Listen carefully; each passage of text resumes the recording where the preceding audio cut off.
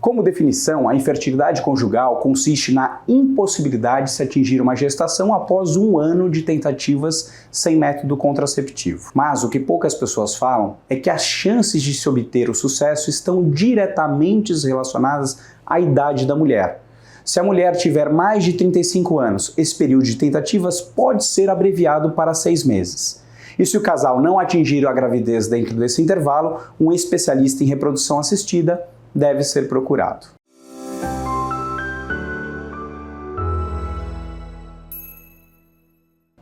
Olá, eu sou o Gustavo André, médico, especialista em fertilidade conjugal e professor na cadeira de ginecologia da PUC São Paulo. A infertilidade conjugal pode ser dividida em 2 tipos, primária e secundária. A infertilidade conjugal é considerada primária quando um casal nunca conseguiu engravidar e é considerada secundária quando o casal já engravidou alguma vez no passado, mas agora, tentando uma nova gravidez, após 12 meses de tentativas, não consegue mais atingir o objetivo. É importante ainda esclarecer que a infertilidade é diferente de esterilidade. A infertilidade é a dificuldade para engravidar, enquanto que a esterilidade é uma incapacidade definitiva. Ressalto que o especialista em fertilidade também é o profissional procurado para ajudar os casais que já tiveram gestação ou gestações que não seguiram seu curso natural até o fim, como nos casos de aborto ou aborto de repetição. E o que é necessário para que um casal chegue ao sucesso da gestação? Aqui na clínica, eu trato o casal como um ser único. Tanto a mulher quanto o homem são avaliados, diagnosticados e, se for o caso, tratados para que juntos busquem a gestação. Mas vamos começar pelo homem.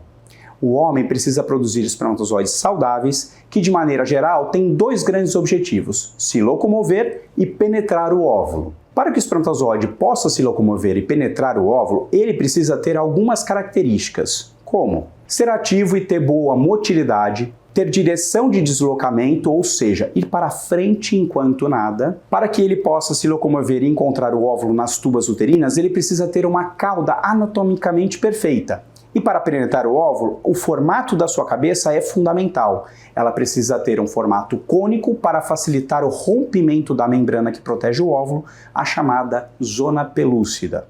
Note que são diversas características necessárias aos espermatozoides para que eles cumpram 2 tarefas simples: se deslocar e fertilizar o óvulo. Agora vamos falar sobre a mulher. Já para a mulher conseguir engravidar, é necessário que o útero esteja saudável, principalmente sua porção interna, o endométrio. Em um primeiro momento, os espermatozoides passam pelo endométrio na direção das tubas para fecundar o óvulo. Em um segundo momento, após a fecundação e a formação do embrião, é no endométrio que acontece a anidação, que nada mais é do que a fixação do embrião no endométrio. Além disso, a parte final do trajeto dos espermatozoides, que são as tubas uterinas, também conhecidas como trompas de Falópio, precisará estar aberta. E isso é o que chamamos de trompas pérvias, quando não há bloqueios dentro das trompas nem aderências às estruturas próximas. Agora, só falta entendermos se a mulher está ovulando ou não. A ovulação é a etapa fundamental para que uma gestação ocorra. A qualidade e, às vezes, até a quantidade de óvulos são os aspectos determinantes para que a fecundação e a posterior implantação do embrião ocorram. E como avaliamos esse casal? Primeiro, iniciamos com a entrevista do casal, a chamada anamnese. Nela, o médico irá perguntar sobre histórico de doenças, cirurgias, gestações anteriores, caso tenham ocorrido, e seus desfechos. O tempo de infertilidade daquele casal, a idade de ambos, acometimentos inflamatórios, o histórico de infecções de ISTs, que são as infecções sexualmente transmissíveis, medicamentos que fazem uso, hábitos, vícios e alergias, podem dar dicas valiosas sobre o motivo da infertilidade. O histórico do ciclo menstrual, considerando duração, fluxo e extensão do ciclo, pode contribuir para que eu entenda a ovulação e, eventualmente, levante suspeitas a respeito de alguma possível doença. Por exemplo, se a duração do ciclo variar muito e principalmente se for longa, provavelmente há um distúrbio ovulatório. Dados ainda como cólica menstrual, dor durante a micção ou evacuação no período menstrual, assim como dor durante a relação sexual, podem sugerir endometriose nessa paciente. Na anamnese, perguntaremos também sobre o histórico familiar, principalmente sobre casos de malformação na família, doenças hereditárias, histórico de abortos e idade da menopausa das mulheres da família, principalmente o histórico da mãe da paciente. Mesmo analisando toda a história dessa mulher, frequentemente precisamos de alguns exames para analisar de forma mais aprofundada os pontos fundamentais para que a gestação ocorra. Normalmente, gosto de solicitar exames específicos com objetivos claros. Ultrassonografia transvaginal, com o objetivo de avaliar a cavidade uterina em busca de abaulamentos da cavidade, além de permitir avaliar os ovários e o seu potencial ovulatório. Exames laboratoriais, metabólicos, hormonais, com o objetivo de detectar desbalanceamentos hormonais e problemas relacionados à tireoide e outras síndromes metabólicas e marcadores da reserva ovariana. Esterossalpingografia, com o objetivo de verificar se há alguma obstrução no trajeto essencial para a gravidez que percorre a cavidade uterina e as trompas. Em alguns casos, podemos completar com ressonância magnética e esteroscopia. Utilizo esses recursos quando há suspeita de endometriose, adenomiose, pólipos e miomas. Depois disso tudo, será possível excluir algumas causas e confirmar outras. Os fatores uterinos, tubários e ovulatórios poderão ser analisados com esses exames. Doenças como a endometriose, síndrome dos ovários policísticos e alterações inflamatórias das trompas poderão ser colocadas após essa investigação como hipóteses diagnósticas pré-definidas. Na entrevista da investigação feita na anamnese, também abordo questões relacionadas ao homem. Perguntas relacionadas a traumas, cirurgias, tipo de trabalho, doenças como cachumba, varicocele, entre outras, me ajudam a ter hipóteses também relacionadas à fertilidade daquele homem.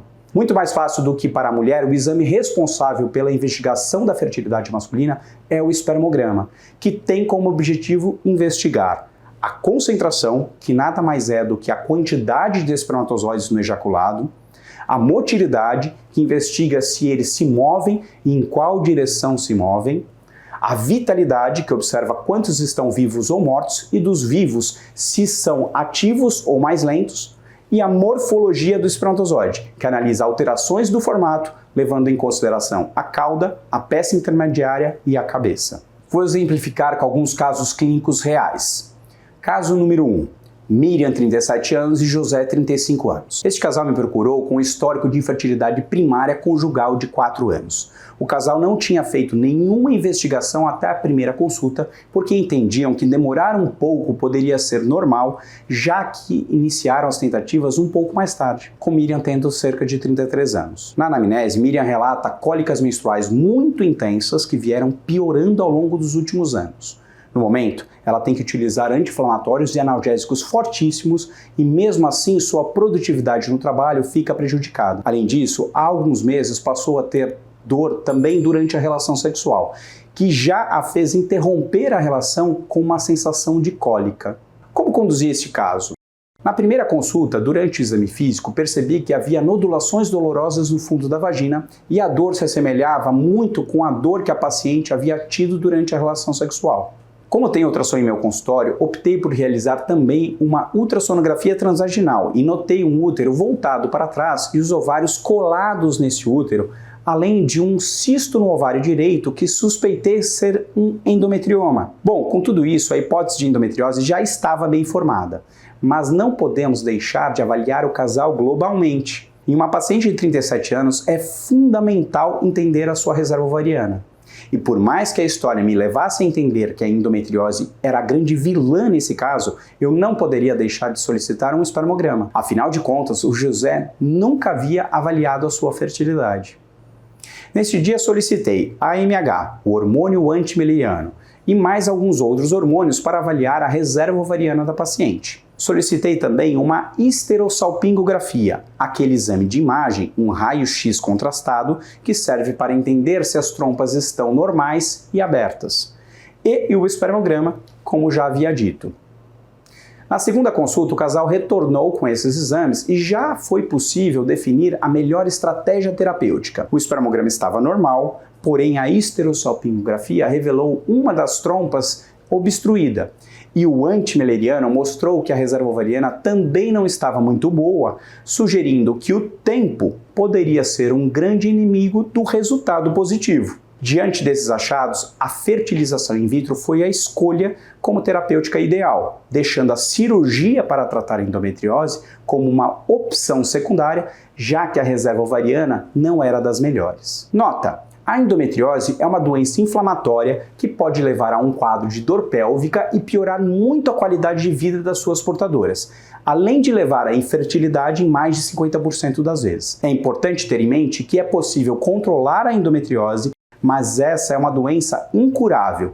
Nem medicação, nem cirurgia poderão de fato curar. E vamos para o próximo caso. Caso número 2. Joana, de 25 anos, e Michael, 38 anos, me procuraram por dificuldade para engravidar. Já estavam tentando havia cerca de 6 meses. Vale lembrar que consideramos infértil o casal que tenha pelo menos 1 ano de tentativas. Porém, havia uma particularidade nesse casal, que era o fato de que Joana menstruava somente a cada 3 meses e que havia sido orientada quando mais jovem que poderia ter dificuldade para engravidar. Portanto, apesar de não podermos chamar essa condição de infertilidade, esse casal estava certo em me procurar. Na anamnese e exame físico, identifiquei uma paciente com sobrepeso e hábitos que prejudicavam a saúde. Percebi sedentarismo e alimentação baseada em excesso de carboidratos e doces. Havia histórico familiar de diabetes tipo 2 e hipertensão, assim como obesidade em vários membros da família. No histórico do esposo, nada chamava atenção. O casal mantinha frequência de relações sexuais de 5 a 7 vezes por semana. Ao ultrassom, observei sinais compatíveis com síndrome dos ovários policísticos. Hipótese diagnóstica: síndrome dos ovários policísticos. Conduta: solicitei alguns exames metabólicos e a incentivei a perder peso, corrigindo os hábitos alimentares e praticando atividade física. Indiquei uma profissional nutricionista para me auxiliar nesse projeto.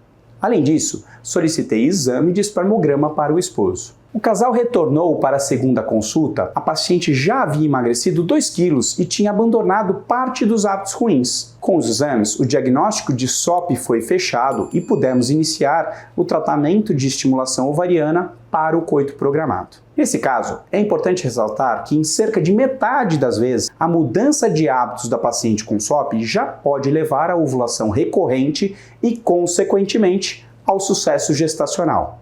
Portanto, corrigir hábitos ruins é como se desbloqueássemos a falta de ovulação que a natureza dessa mulher impõe. Não tenha dúvida que essa é a principal medida de todas as pacientes com SOP.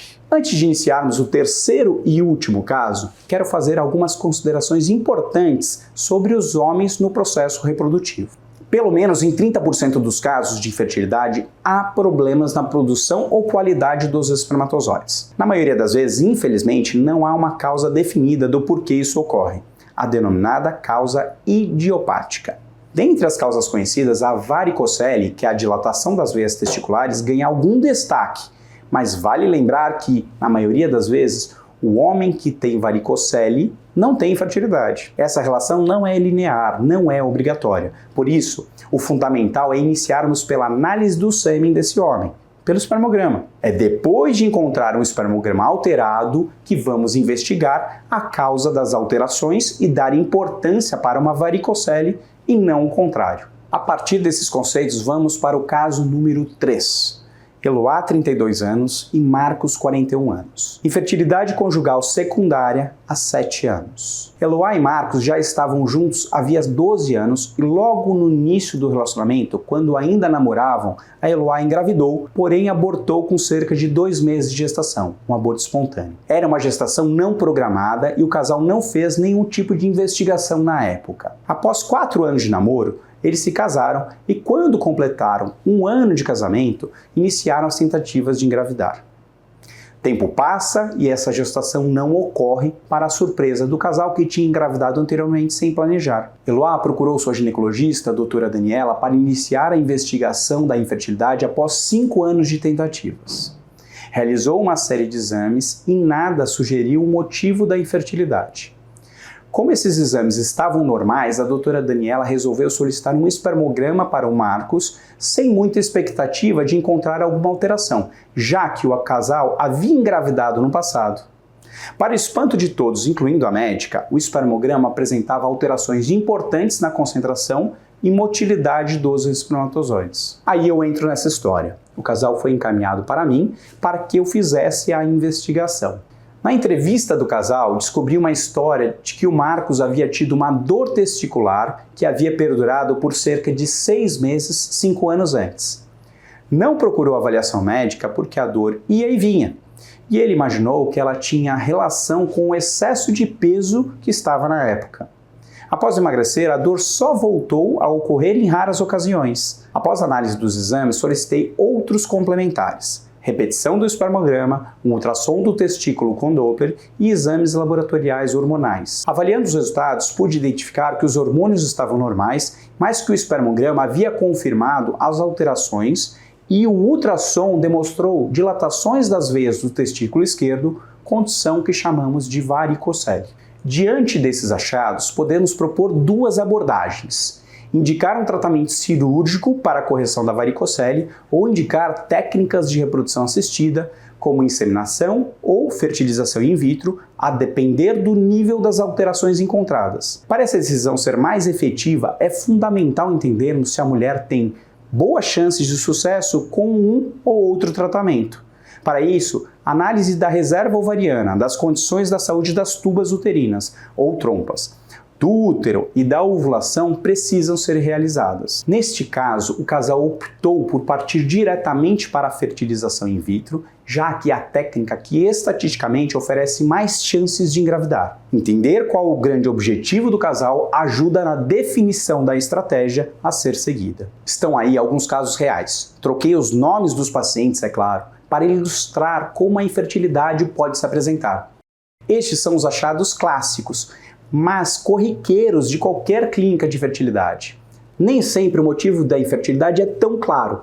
Existem casos em que fazemos todos os exames que julgamos necessários e não chegamos a um diagnóstico da etiologia, da origem da doença.